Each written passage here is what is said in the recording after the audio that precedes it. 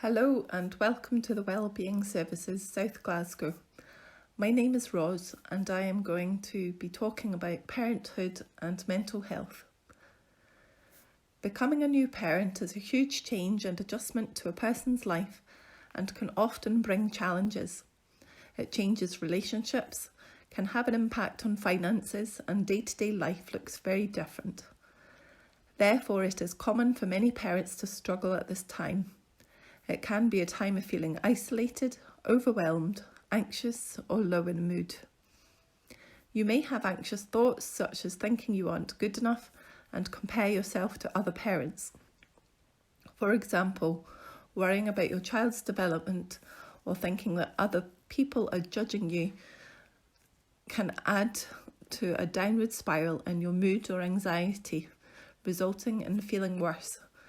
Often people may fear talking about their mood or thoughts for fear of being seen as unfit to look after your baby.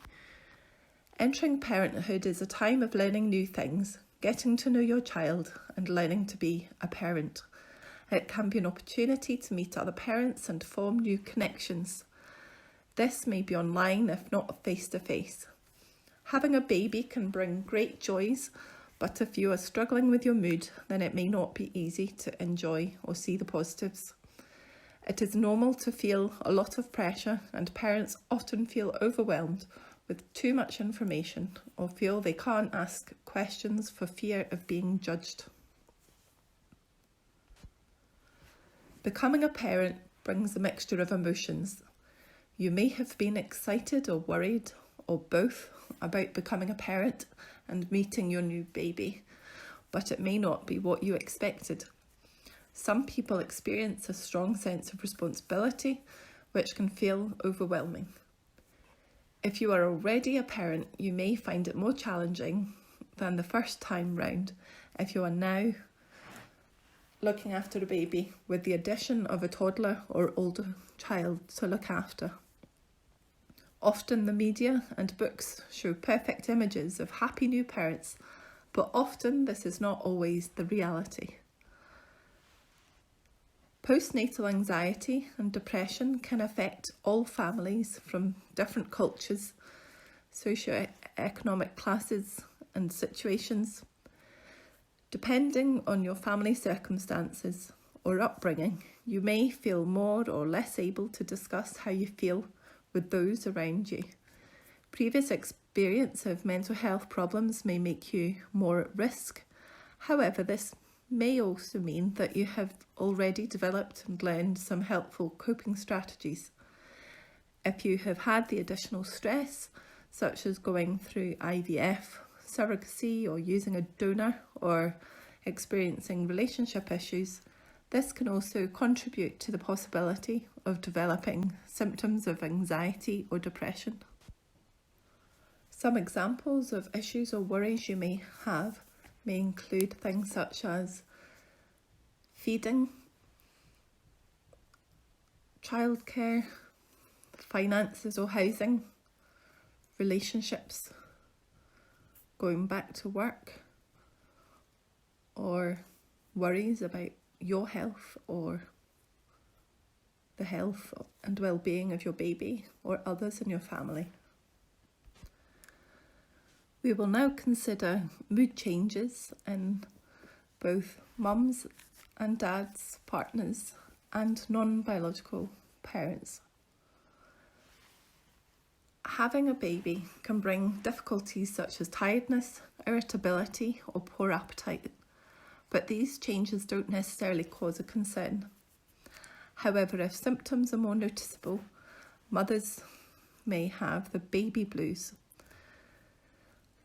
During the first week after having a child, many women can experience low mood, which is often described as the baby blues. This can be a confusing experience as you often expect to feel happy after having a baby, but due to chemical and hormonal changes, this is very common and can last for a few days. Symptoms include feeling low in mood, irritable, emotional, or crying for no reason, or feeling anxious and restless. Postnatal depression can occur 2 to 8 weeks after giving birth, although sometimes it can be up to a year or longer after the baby is born that symptoms appear. Many people won't tell anyone how they feel and keep it to themselves, worrying about what others would think, about stigma, or that others will think that they are an unfit parent. Between 10 to 15% of new mothers are thought to experience postnatal depression. Symptoms may include feeling depressed, irritability, feeling tired or sleepless, appetite changes, unable to enjoy anything, loss of interest in sex, negative or guilty thoughts, anxiety, avoidance of others, hopelessness, or thoughts of suicide or self-harm. And occasionally there may be psychotic symptoms, but this is only in a small number of women. Becoming a new dad can also trigger hormonal changes, and 1 in 10 men can experience mental health issues in the first 6 months after a baby arrives. Lack of sleep and broken routine can contribute to this. Attention can sometimes be so focused on mums that dads or partners don't feel as supported. Postadoption can also bring similar characteristics of postnatal depression. About a month after a baby or a child is placed with you. This will include a feeling of anxiety and panic, or feeling overwhelmed by responsibility, as well as physical and emotional symptoms of depression. Also, if you are separated or co-parenting in different homes, or don't have regular or consistent contact, this can bring challenges. Partners, non-biological parents, or LGBT parents may also experience uncomfortable questioning, assumptions, or insensitivity from friends, family, and professionals. This can mean it can be harder to access or feel comfortable accessing supports. Becoming a new parent can also increase your level of anxiety, whether or not you were anxious before. You may worry about your child, their health, or whether you are doing things right. Also, you may feel judged by others or compare yourself to other parents. A variety of triggers or situations may lead to a cycle of anxious thoughts and behaviours. You may see other parents apparently managing well on the outside anyway, or misinterpret, for example, a comment about how you are coping as a new parent, or you may react to a comment about your baby. You may have been anxious or have anxiety about parenting or relationships, or feel guilty for feeling low or not good enough at a time that you feel the expectation should be to be happy and fulfilled. Anxious thoughts can affect your behaviour and emotions and interpretation of situations, as shown in the following example. A parent who is feeling anxious and not good enough may have negative thoughts and compare themselves to other parents, which can result in a cycle. They may have thoughts such as, I must be a rubbish parent, which lead to behaviours such as becoming more withdrawn or isolating themselves. And this can then lead to physical symptoms, including lack of energy, tiredness, and headaches, and then result in emotions including such as anxiety or feeling low, which can then continue in a vicious cycle. If you notice you are having these types of negative thoughts, it can be helpful to speak to someone else about it. Techniques such as trying to stop and think can be helpful. For example, having thoughts such as you're doing a good job, or asking yourself, what would my friend or partner say if they knew I was thinking this? Or thinking, will it matter in 6 months, or will it matter in a year? To try to get a different perspective on your thoughts. You could also write down your thoughts on a piece of paper or on your phone. Although if you are going to do this, try not to do it just before bed, so it's not the last thing on your mind. By writing things down, it can help you to rationalise your thoughts, or just get it off your chest and try to develop more helpful thoughts. It is important to try to manage your thoughts so they don't get out of control. Trying to challenge your thinking and looking for small positives or achievements each day can help to build up your confidence and avoid comparing yourself to others. You will find that taking the opportunity for relaxation or mindfulness can also help, and this only needs to be brief, such as taking 5 minutes before bed. See our separate information leaflets on thought challenging and relaxation and mindfulness for more information. Moving on to think about low mood.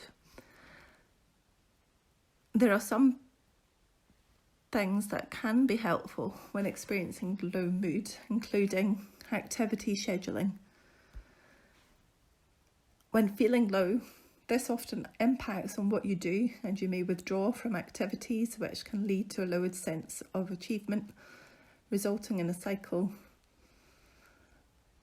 For example, not going out, missing out on seeing friends, or missing out on seeing other people or the benefits of exercise, thus ending up in a cycle of low mood and lowered activity levels. What you spend your time doing will have changed, becoming a parent, and your sense of identity shifted. This is a journey and can take some people longer to adjust to and adapt to this new identity. This may be more difficult for some people, as your time is taken up with caring for your baby and you are less likely to be able to do the things that you previously enjoyed. Therefore, it is important to consider what helps your mood. There may be some activities that you can do with your baby, which is also important for bonding, but if possible, try to make time for me time, and if you can, ask someone else, such as your partner, to look after your baby so you can arrange to do things that you know help your mood. Planning pleasurable activities is recommended, as it helps with low mood and lowered productivity and loss of pleasure. It's a way of structuring your day or your week with activities, and it can also help you develop a sense of achievement. Some examples of activities or self-care can include time to yourself, such as having a long bath or watching something on TV without being disturbed if possible, or going for a walk or a run, depending on your preferred type of exercise. Also telephoning or FaceTiming or meeting a friend or family member, or doing an activity that you get pleasure from, and this is individual to each person and may cover a range of things such as music, reading, drawing, gaming or gardening. Meeting up with or connecting with other new parents is also another activity that can be beneficial, or finding online exercise classes or yoga classes, for example. However, it may be difficult to come up with a plan, and therefore it can be useful in this case to use goal planning, and using a structure to do this can help you to make it more achievable.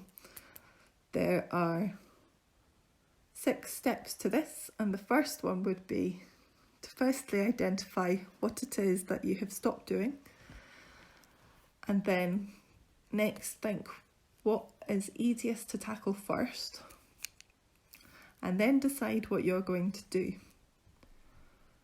You would then plan your steps to your activity and then put it into action, and finally review it. I am now going to talk about relationships and communication.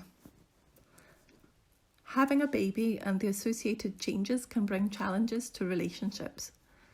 Communication may be tricky with your partner due to the pressure that you both feel, and if you're experiencing low mood or anxiety or excessive tiredness.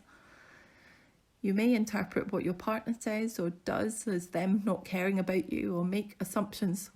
So it is good to be aware of this and to address it. If you need a break or some time out, it is important that you let your partner know. Or if you are on your own, ask close friends or family for help. If you don't, this can build up as resentment towards the other person, as they are unable to read your mind, but it can result in you becoming more stressed. They may pick up on non-verbal cues. Communication is a two-way process that involves both expressing yourself and also being receptive or listening to the other person. It is important to consider what kind of communication style you have, but try to use an assertive communication style. This is the ability to be able to express your thoughts, emotions, beliefs and needs both clearly and honestly, whilst respecting both yourself and the rights of others. Paraphrasing is a helpful way of showing that you are listening and checking that you understand your partner. Try to listen to what the other person is saying and rephrase or check with them in a questioning way what they had meant, such as saying, "I think you are saying that," or check what they had meant if you are unsure. Also, being prepared for what you want to say can be helpful. I will now talk about attachment. Your attachment with your baby or bonding with your baby will help them to feel safe and secure and help them in future develop safe and healthy relationships.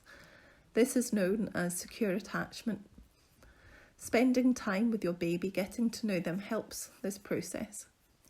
You can attach with your baby through smiling or comforting them, as well as talking to them or commenting on the world around you.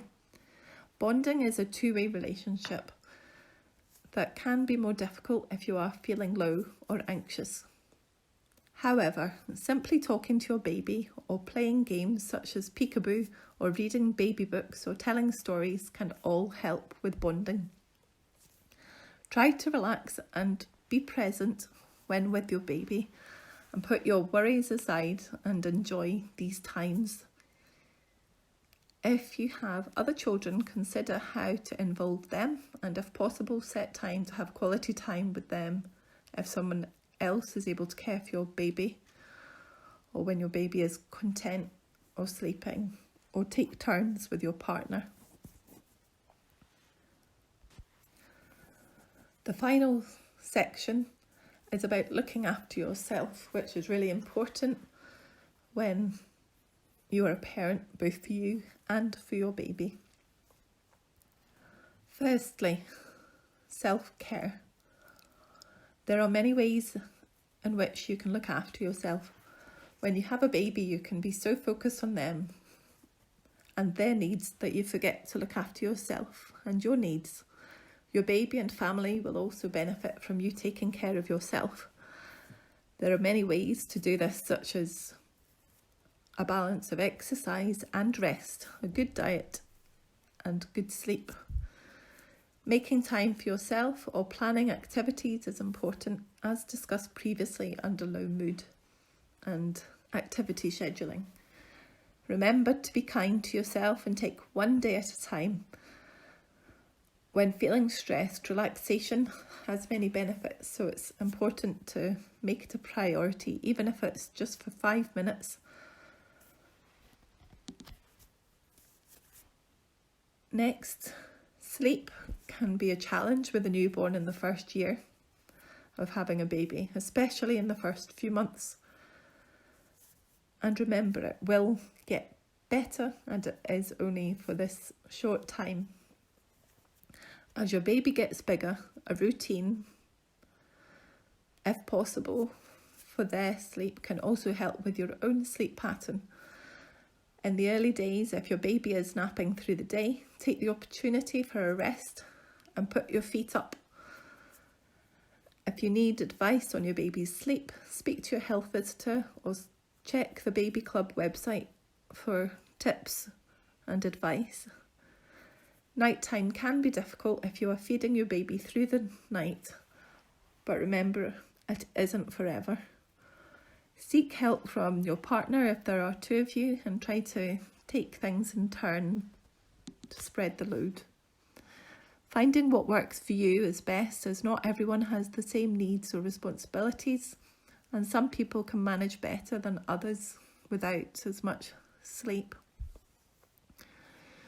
Moving on to exercise. If you enjoyed the gym or fitness prior to becoming a parent, this may not be possible now, but you will find that you exercise in different ways. Whether it's walking with the pram or generally looking after your child can mean you are busy getting up and down whilst taking care of them. If possible, try to get out for short walks while someone else is looking after them, or if not, even meeting a friend or someone else to walk and exercise with whilst taking your baby for a walk can help. It also helps your mental health and to have a bit of time out if possible. Healthy eating. Having a new baby can get in the way of you eating properly due to tiredness and just snacking and not having the time to prepare or eat proper meals. However, it is important to drink plenty of water and eat well to ensure that you're getting enough calories to give you the energy you need. Planning ahead if possible can help, or buying food that you can snack on without much preparation. Finally, consider your support network, and if you have any concerns, don't hesitate to use the support of those around you, whether it is professional help or help from friends and family. This could be help such as in the workplace, asking for more flexible hours if you are back at work, or help with childcare, considering what emotional support you need from friends or family or professionals. Also, peer support through joining parent groups, which may be online if face-to-face is not available. Also seeking practical help with meals or bedtimes is important. And especially if you are noticing significant difficulties with your mood, speak to your GP or your health visitor, and they may be able to help or also suggest other supports that are available. See our website for further information, leaflets on other topics including mood, worry and relaxation, for example. If you wish to explore the topic of parenthood and mental health further, you can register on our website.